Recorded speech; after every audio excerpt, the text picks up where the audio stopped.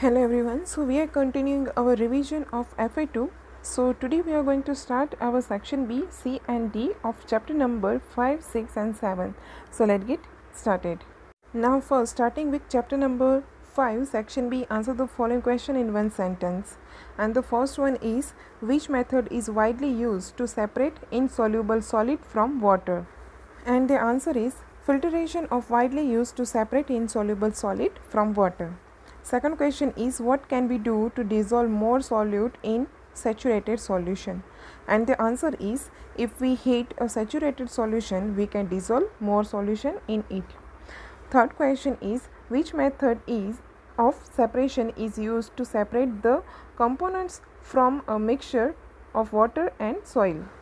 And the answer is, decantation is used to separate the components from a mixture of water and oil. Third question is, give example of two liquid mixture in which the components do not mix with each other. And the answer is mixture of kerosene and water. And the second one is mixture of oil and water. Fourth question is, what do we get by churning curd? And the answer is, we get butter and buttermilk by churning curd. Now talking about differences, first is sieving and hand picking. In first point, this method is used to separate the components that have different size. This method is used to separate components that are same in size but different in appearance. Second point, in sieving, device with mesh are used in this method, for example strainer and sieve. And the second point is hand picking, no device is used in this method, it done by hands. Last point, in sieving, this method is used to separate grain from wheat flour.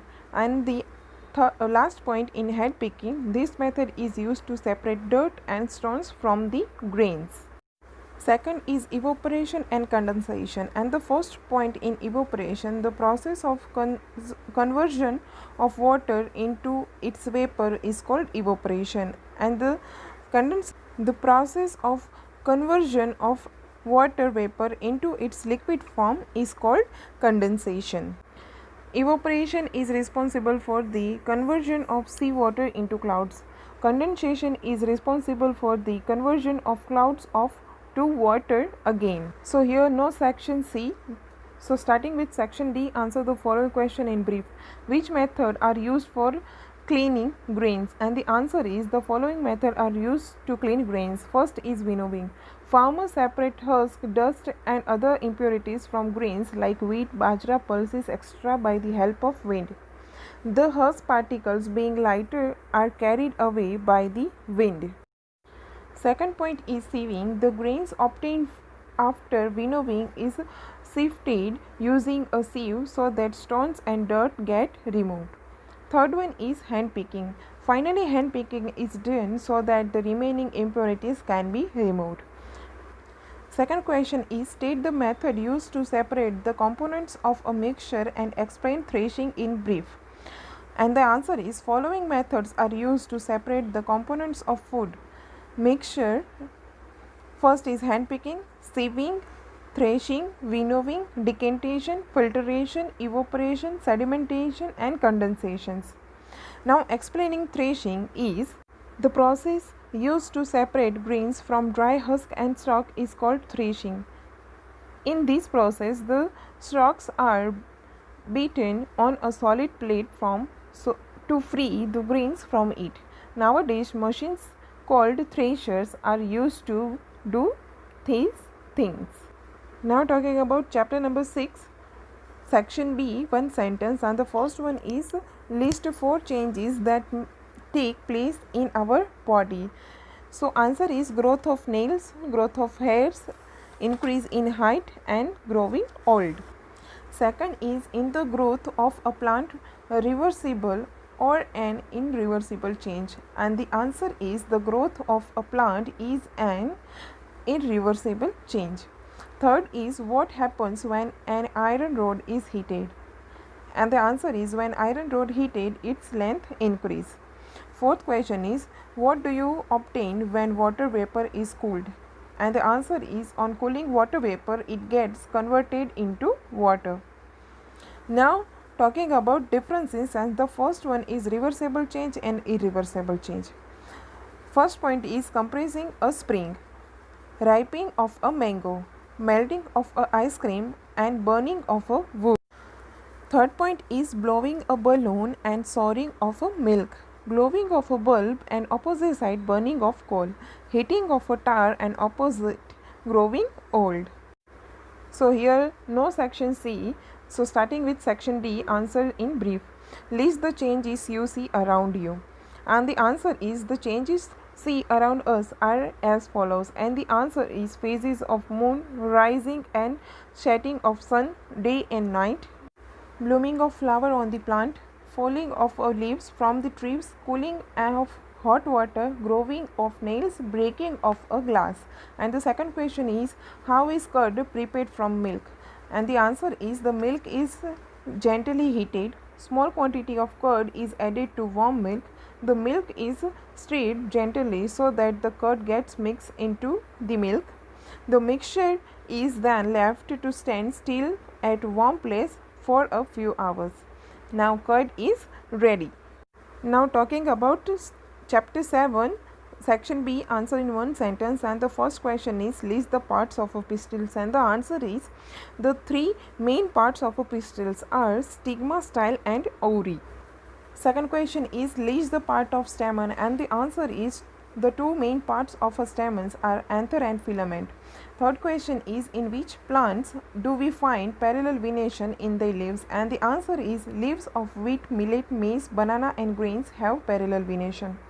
Fourth question is, list two types of root system. And the answer is, taproot and fibrous root.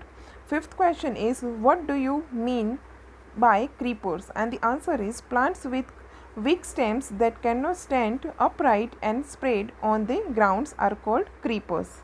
Now talking about differences, first is taproot and fibrous root. First point is, it has a main root and main branches arising from it. In opposite side, it does not have any root but it has many thin small roots. Second point, it grows very deep in the soil.